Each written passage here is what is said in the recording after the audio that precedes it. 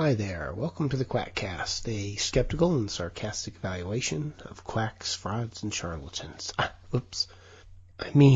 Alternative and complementary medicine.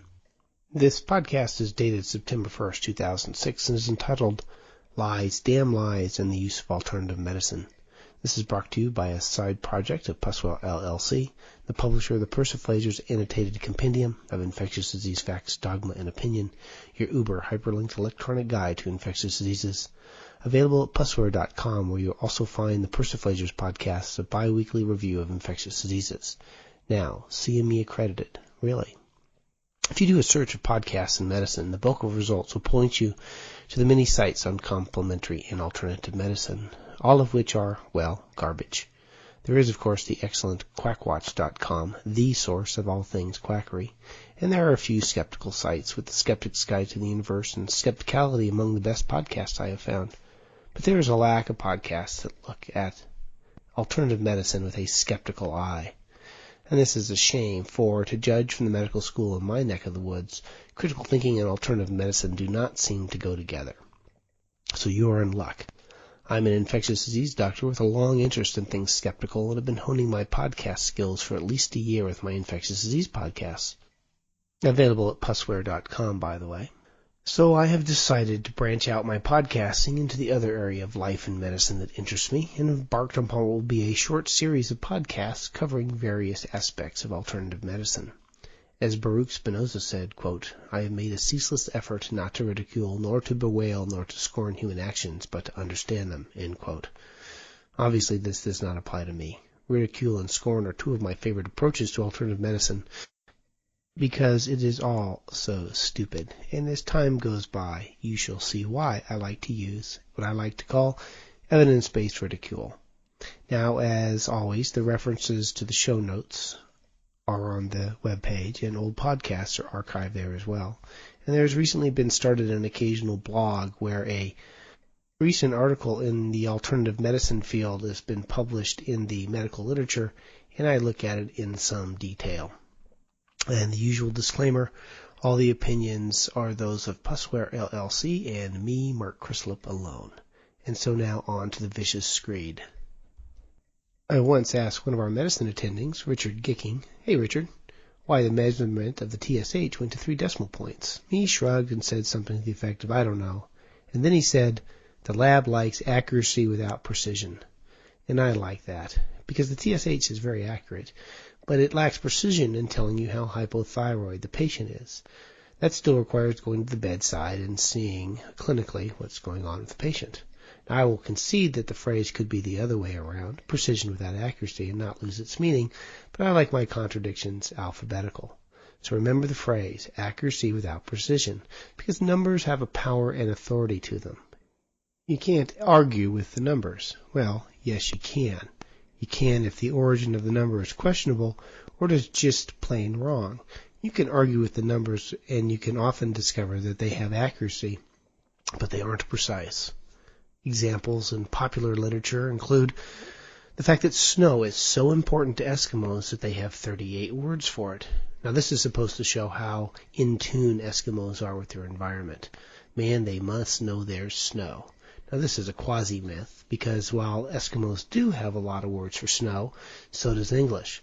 The dictionary that came with my Mac has 37 words and phrases to describe no. But that number gives the myth believability. I bet right now you can't come up with 37 phrases and words for snow without a Mac. And I doubly bet you have neither the time nor inclination to see how many words there are in Eskimo to snow. No one except for obsessed cranks like me has the time and, more importantly, inclination to go back to the source and see where these numbers come from. Another popular myth is that people use 10% of their brains. Nonsense. The sad truth of the matter is that people use all their brains all the time. When it comes to alternative medicine, I wish it were true that people were only using 10% of the brain when they are being bamboozled by alternative medicine. Nope. All the evaluations of the brain suggest people use all their brain, and the sad thing is that most of the time they are just using it badly. That is, by the way, my first ad hominem attack of this talk. Keep track of my logical fallacies and win a prize of my choosing. Future podcasts will concern cognitive mistakes behind the use of alternative medicine. But for now, people say with authority that people use 10% of their brain, but you don't. Now, because it's dangerous and stupid, I ask every patient if they use any alternative therapies. I've done this for 20 years. And I don't say something to the effect, hey, are you a moron who's been suckered into quacks? I'm not a fool. I ask sensitive questions of my patients. Drug use, sexual habits, family history, alternative medicine. I think I know how to be judgmental when I ask, so, do you use any folk remedies, herbal supplements, alternative remedies, or see an alternative medical provider? Even though it sticks in my throat when I have to say the phrase alternative medical provider. Now, I can't give a number here to my observation, but it is rare indeed to have a patient who takes more than herbal supplements. Even though I seem to live and work in Quack Central, which is northwest Portland, I rarely have a patient who says that they partake of any kind of quackery, except maybe a little ginkgo biloba. I suppose that my patients are lying to me, but why they would admit to cocaine use and not alternative medicine would baffle even an arrogant bastard like me. So imagine my shock and surprise when I read over and over again that 34% of Americans, about 1 in 3, used alternative medicine in 1990, and that from 1990 to 1997, those rates jumped to 42%, almost 1 in 2 Americans. Was Lincoln wrong? Was P.T. Barnum correct? And numbers, like many myths, take on a life of their own, especially when no one looks at the original source of the numbers. And in medicine, given the time constraints and volume of literature that we have to read, many people do not go past the abstract and read the article in detail. Today we examine the source and accuracy of those numbers. Is it true that 34% of people use alternative medicine? That now it's up to 50% almost? Well, of course not. That's why I'm doing this podcast. That number of 34% comes from a New England Journal of Medicine article in 1993 entitled Unconventional Medicine in the United States, Prevalence, Costs, and Patterns of Use. David M. Eisenberg is the lead author. It is said that this is the most frequently cited article in the medical literature on alternative medicine, and I believe it. Every article since this one was published begins with referencing this paper as part of the justification of the research that follows. Since it is popular, we need to study it. This is sort of true, depending on the topic, and it must work. Never true here. Now, the New England Journal of Medicine is arguably the most reliable and prestigious medical journal in the world. They publish the best of the best and have a rigorous peer review. So if it is in the New England Journal of Medicine, it must be valid. Well, maybe. The devil, as always, is in the details. There's a classic article in my own field of infectious diseases on how to treat a rare fungal brain infection called cryptococcal meningitis. For many years, people just read the abstract of these articles, I think, and used this as a way to treat patients with cryptococcal meningitis, when in fact, if you read the body of the article, you find it as a good lesson on how not to treat cryptococcal meningitis, as using the protocols in these studies, the failure rates and mortality rates were appalling. Not that it was a bad study, but the take-home message that became popular wisdom was wrong. So what are the methodologies and results of this study? Is it true that 34% of Americans seek care on a yearly basis from an alternative medicine provider? Gag, spit, choke. In the first sentence of the abstract, they say, quote, many people use unconventional therapy, unquote. And in the second paragraph of the introduction, they say that the use of alternative medicine is, quote, widespread, unquote. So, it is nice at least that they stated up front the bias that they wanted to prove in the study, rather than trying to figure out exactly what the use of alternative medicine was. Also in the introduction, they say, quote, here we define unconventional therapies as medical interventions not taught widely in U.S. medical schools or generally available at U.S. hospitals. Examples include acupuncture, chiropractic, and massage therapy, end quote. Now, how did they determine whether or not these are not widely taught at medical schools or available at U.S. hospitals is not said. This is not a good definition of unconventional therapy. Myself, I use the working definition of therapies that have no biologic or physical plausibility and violate all the known laws about how the world works. So what they did is random phone calls, and they found about 2,295 respondents. About 1,539 completed the interview. About 653 people declined to participate, and 103 people began the interview and stopped before completing all questions. Therefore, half of the phone calls they made were not eligible. So one wonders up front if the population that they interviewed is truly representative of the population of a whole. Then they were asked a series of questions about their health and demographics and what use they made of unconventional methods. So let's look at the results. Now, I am definitely in the debt of Timothy Gorski, who published a great review of this article in the Scientific Review of Alternative Medicine. The rates of medical conditions in his population were much higher than those reported by the CDC at a similar time. 20% of the patients had back problems, whatever that would be, whereas it's estimated by the CDC that 7% of people have back deformities or impairments, and 2% of people have disc disease. 16% said they had allergies. The CDC suggests that number may be closer to 10%. 16% said they had arthritis, or should I say arthritis. CDC suggests that this may be about 12%. 13% said they had headache. This is about 8% by the CDC. The rates of hypertension and heart disease were the same in this group, 11% and 8%, as the CDC data.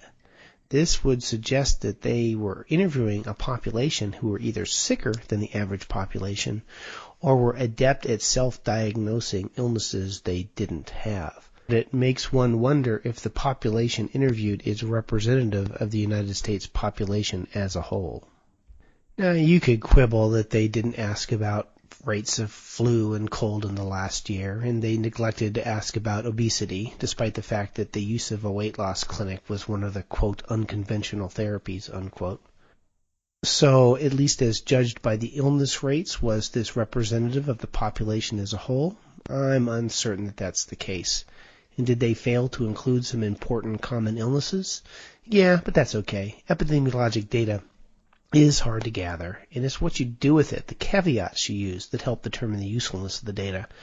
I'm well aware of how difficult it is to determine incidence and prevalence of diseases in populations based upon telephone surveys.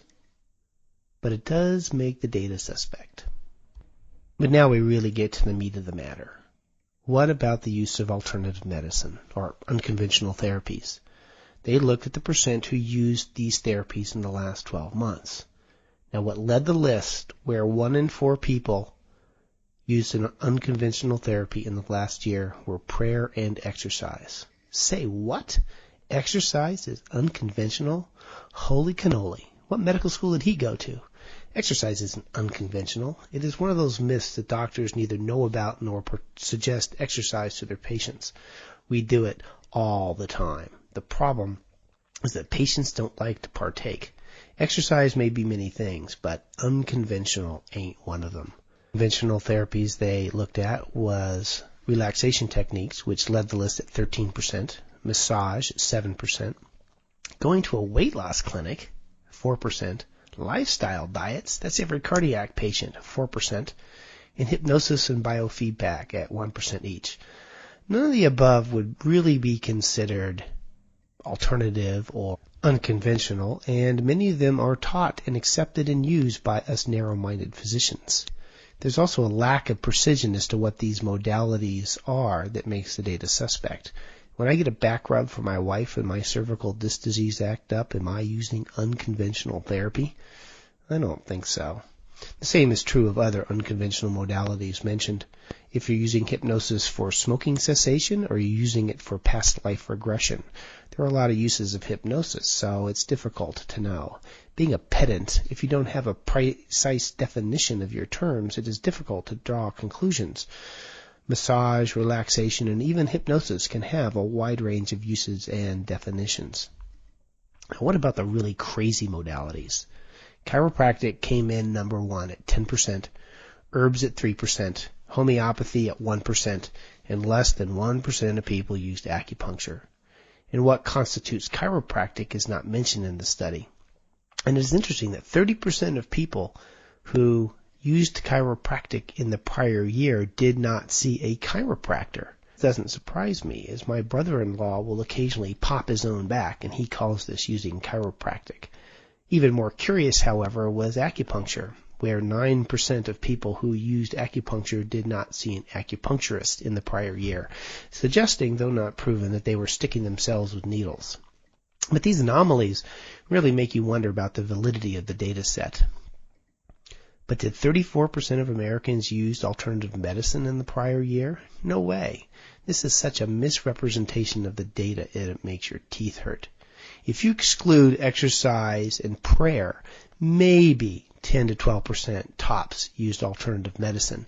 And for those who used modalities completely divorced from reality, maybe 2% of people use things like homeopathy and acupuncture. So it may be that the people who are using 10% of their brain are those who say that 34% of people used alternative medicine in the prior year. There are also many wacky interventions not mentioned that people could or could not use. There was 1% of people in this study who used other alternative medicines not asked about.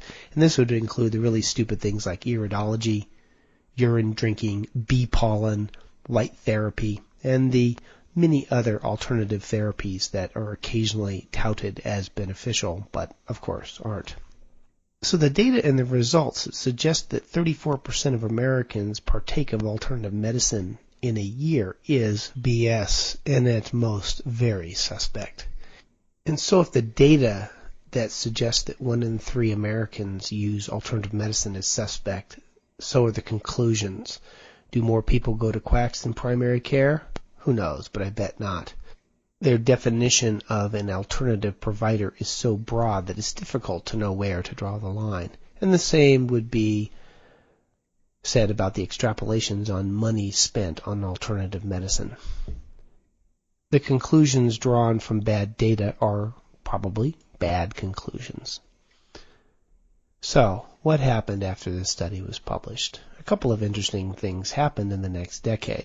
The first is Senator Harkin, a believer in the health benefits of bee pollen, got funding for the Office of Alternative Medicine. The NIH is now involved, so it must be safe, effective, and rational. Not. Happened after this article, though unrelated to this article, was the supplement industry became unregulated.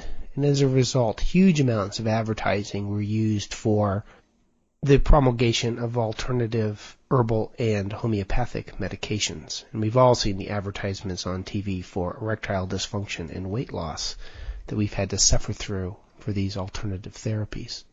I mention this in the context of the next article, which Dr. Eisenberg published in JAMA, that used the same flawed ideas of unconventional medicine to show an increased use in what he now called alternative rather than unconventional medicine. Was there really an increase in the use of quackery? Well, let's look at the details of this study. In this study, they paid the questionnaires, and 31% of patients had to be offered $50 to take the interview after initially saying no. So, besides this difference in acquisition of patients, the same methodology was used, so the same flaws. And the results of this study are interesting. The use of chiropractic and acupuncture was the same. There was no increase in people partaking of these forms of quackery. There was still a significant number of people who were practicing on themselves, i.e., people receiving acupuncture without seeing an acupuncturist. Relaxation therapy went up just a little bit, from 13 to 16%. But most of the increases in alternative medicine use were in the heavily advertised supplement and herbal preparations. The use of herbals increased 380%, and there was almost similarly large increases in the uses of folk remedies, megavitamins, and homeopathy. Now I would wonder, can people take both megavitamins and homeopathy at the same time? Can you believe both modalities at the same time? Probably. So did the use of alternative medicine go from 34% to 46%? Not really. What went up was supplement use. You could be, say, a teacher, and advertise the benefit of your herbal cold remedy and sell millions and millions without having to prove that they were truly effective. But I think this study showed that there are more lies, damn lies, and statistics being used to prop up the use of garbage than is true. The big increase was not in the big quackery that would concern you, but in those modalities that were heavily advertised due to the dysregulation of the herbal and supplement industry. I think this JAMA article demonstrates the power of advertising and the gullibility of some people for quackery when advertising is allowed to flourish unrestrained and unsupported by data. The sad thing about these articles is that it gives validity to quackery that wasn't there before. If the New England Journal and JAMA says that 1/3 of Americans are doing this stuff, if JAMA says that usage is increasing, there must be something to it. And there has been a growth in the area of quackery, fueled in part by this flawed article in the out-of-control and unregulated supplement industry. But these are probably topics for a future podcast. So is alternative medicine as popular as they say? Probably not. Not that popularity is a justification for policies and behaviors that are in human culture, and no one outside of Sudan would suggest it as a practice today. The madness and popular delusions of the crowd are usually not a reliable indicator of an appropriate thing to do, and I say this like the elitist intellectual snob that I am. So in summary, anyone who says that somewhere between 1/3 and 1/2 of Americans are using alternative medicine either has only read the abstract of these articles or is willfully misrepresenting the facts to deceive you, to justify their quackery, and to get your money. The end. That brings us to the end of another Quackcast, an occasional review and rant on alternative medicine, brought to you as a side project of Pussware.com, where you will find the Persiflagers podcast, the bi-weekly review of infectious diseases, where you can even get free Type 1 CME. Copyright 2006 by the Creative Commons. References are on the show notes and can be linked from Quackcast.com, and old podcasts are archived there as well. There's also, as I mentioned above, a new blog where I review recent articles on alternative medicine. Send your hate mail and spam and questions to knowitall@quackcast.com. I may answer them in a future podcast. Feedback would be of great interest, both positive and negative. I wouldn't mind being accused of being a tool of the medical industrial complex if you see fit. So far, I found one review of my podcasts who've given me 1 star out of 5, but I have no idea why. The music is by my son when he was 12, improvising in the guitar, and if you will excuse me, I now need to go and regress into a past life. Hopefully, a past life where I don't have these damn allergies.